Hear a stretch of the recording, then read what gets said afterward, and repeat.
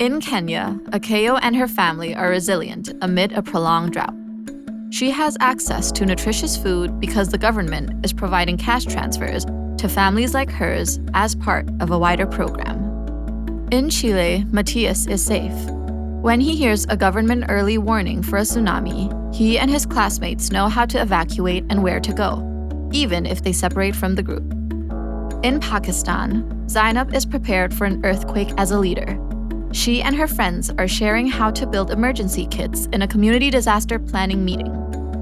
Akeyo, Matias, and Zainab are all benefiting from child-responsive disaster risk reduction, where children, adolescents, and youth are prioritized in the disaster management cycle of mitigation, preparedness, response, and recovery. Disaster mitigation includes long-term strategies to reduce the likelihood or consequences of hazards such as drought, flood, wildfire, and storms.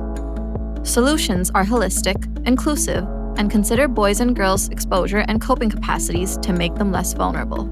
They address underlying risk drivers like climate change, poverty, stigma, and gender discrimination. Children have unique needs. Governments and other actors require consistent data and evidence to build policies, plans, and systems that consider age, gender, and inclusion, especially for those most vulnerable, like adolescent girls and children with disabilities. Children can also participate in disaster mitigation, with activities like tree planting to reduce landslide risk and flooding, and mangrove planting to protect coastal zones from storms. Effective preparedness and response mean governments, first responders, and caregivers work together to keep all children safe. They provide child-friendly messaging, knowledge, and skills children can learn and use.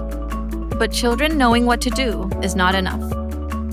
Actions must explicitly protect them in local and national preparedness planning, including for early warning systems. The disaster response needs for children will be less when disaster mitigation and preparedness are child-responsive. During recovery, children are fully accounted for in needs assessments and government recovery plans. This means children can quickly return to learning. They are supported for post-traumatic stress in child-friendly ways, and they actively contribute to building back better. Essential services for children must also be inclusive, child-responsive, and gender-transformative, especially when multiple hazards occur at the same time, like flood and disease outbreaks.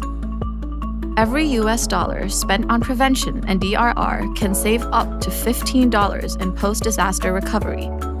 When DRR is child-responsive, it is an investment in the future with no regrets.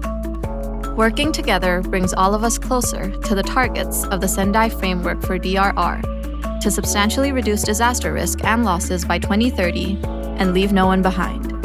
The whole of society benefits when every child is prepared, engaged, safe, and resilient.